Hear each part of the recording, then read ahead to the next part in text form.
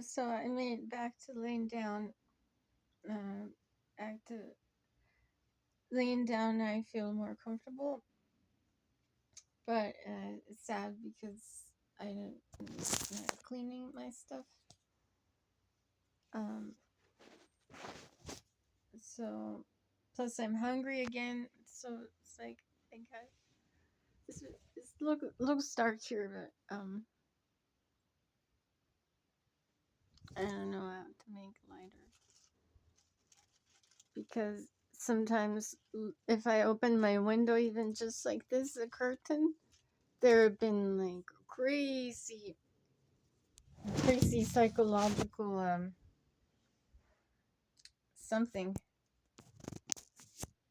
So sometimes I felt as if I don't even have access to my window because somebody reacts even if just like this. See, it's all still and then a little movement and ugh, incredible, incredible amount of attention that when I complain, uh, somebody's is like the only ones I have to talk to now are like I tried to talk to Blanca about how she's doing because getting out of self, um, thinking about others and finding in about them in the flesh is good. So I wanted to talk with her some nights ago, and then I said maybe I should. I find while talking with her, she had a lot of the same like similar anxiety that I have, and the way that she's coped is she's got herself um medication through cards that I don't have, and she had gotten an opiate prescription, and like, I told her I've never had an opiate prescription, and we were talking about um just ourselves, like how the anxiety, the mental stress affects us physically, where she um, becomes also in need of a therapist. She has her relations with her kids. She has three kids. I only have one, and she has multiple grandkids. So her being single, since having the babies, that's something that connects me with her, that connects both of us with other women who likewise have children, one or many, and then we are single or in a strained relation um, with with that pressure um, within our own selves, to have um, a friend other than our children, other than our um, um, social media contacts. So someone to trust. I was telling her like no matter what we look like, we're women, and we seem to have the same issues with men where we are treated somewhat equally with men, from men, like no matter our external situation. And so, well, I don't like this video anymore because now I'm talking about what I talked about with her. And I wanted to keep what I'm talking about with her only between her and me.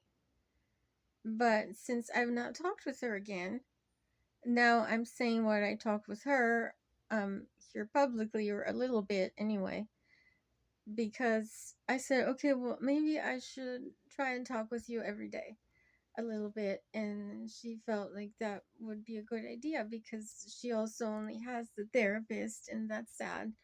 Someone other, than her kids, like a friend that, like, we don't have a selfish interest, or we're not, I'm trying not trying to scam her or where a sincere, like, talk with another individual about how we're doing with no ulterior motive. So we had like somewhat agreed to talk every day, and then I went looking for her and she wasn't there.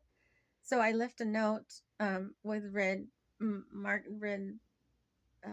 Sharpie writing, and I just was explaining how and my response to the psychological pressure. There had been the other neighbor outside, and then the other neighbor was like, "Oh, well, somebody's not getting shot yet," because I guess, like, my the stress is that severe where if the authorities won't break up the family, the Ruizes, away from me to let me have my own place to control.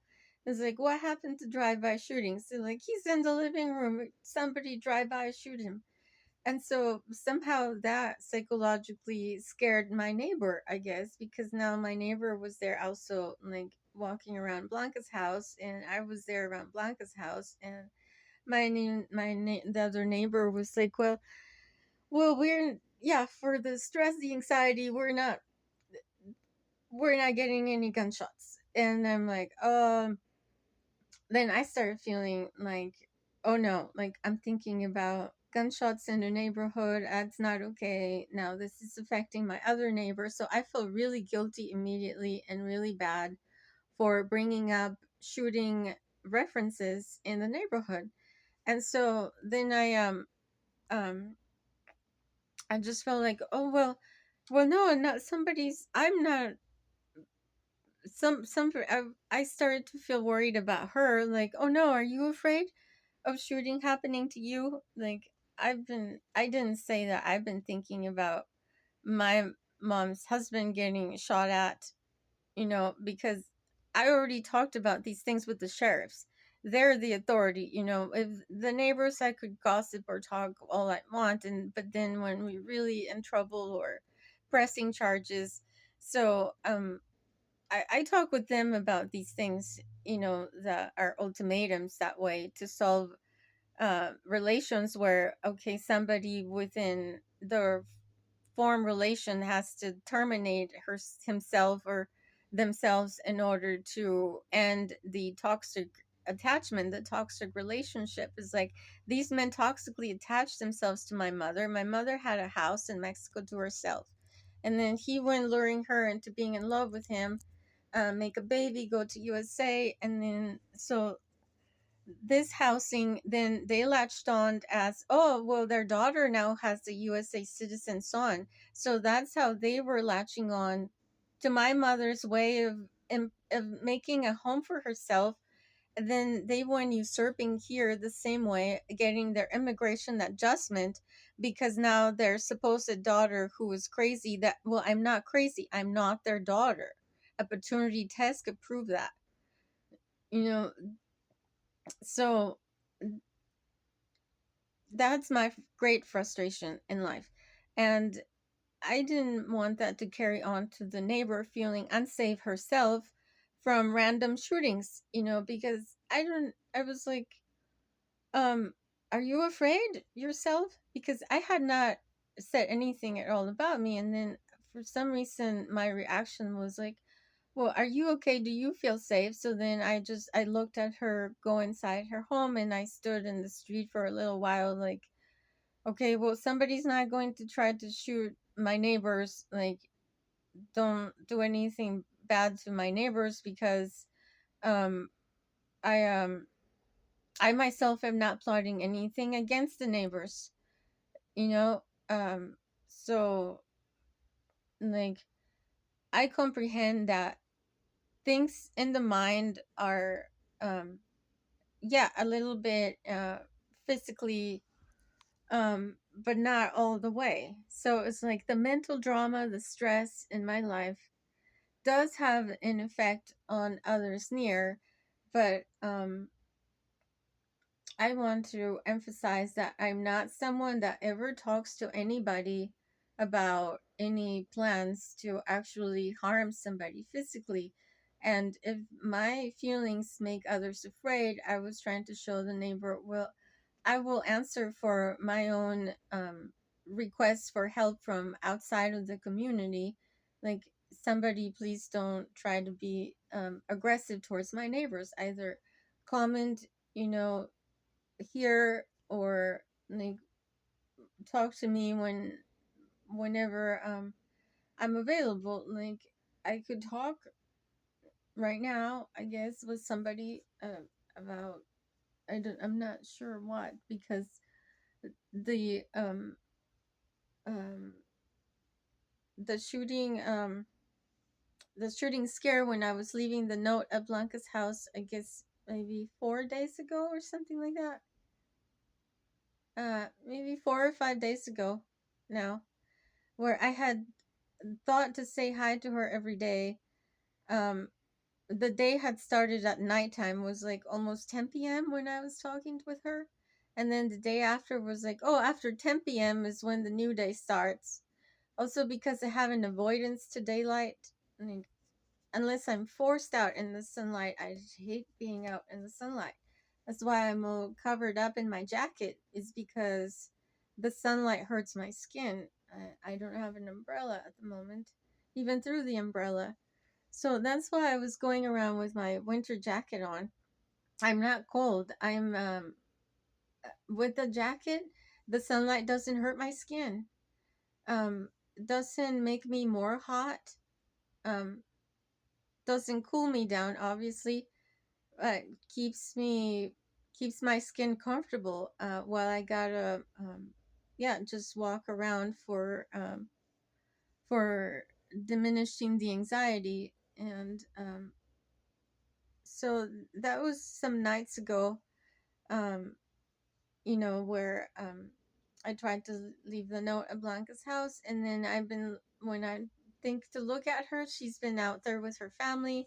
Their family were being like nice to her. They're just like, seem like they're okay. I didn't want to approach them and like say, oh, well, now I feel like talking to your mom, and like take her away from her family time. So right now I walked back, and I thought about her, and Alex was standing there outside her front door. And I'm like, oh, well, just say hi to your mom. But I don't stop to talk to his mom, because I am tired of, I was already talking at the park to the camera, and I've had to go on a walk that I didn't want to go on.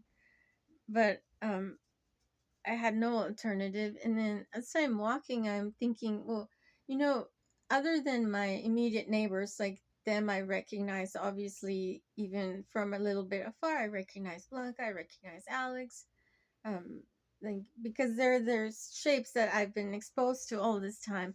So when I went to the store across the street. Oh, now I have a call.